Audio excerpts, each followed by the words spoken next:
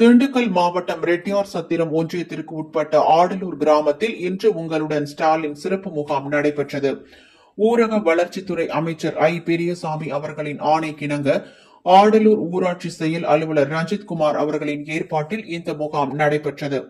இந்த முகாமில் மேற்கு ஒன்றிய செயலாளர் இன்பராஜ் மற்றும் ஒன்றிய வட்டார வளர்ச்சி அலுவலர் மலர்வண்ணன் மற்றும் திண்டுக்கல் வருவாய் கோட்டாட்சியர் சக்திவேல் பொதுமக்களின் கோரிக்கை மனுக்களை பெற்று உடனடியாக நிவர்த்தி செய்ய அதிகாரிகளுக்கு பரிந்துரைத்தனர். இம்முகாமில் பொதுமக்கள் கலந்து கொண்டு பயனடைந்தனர்.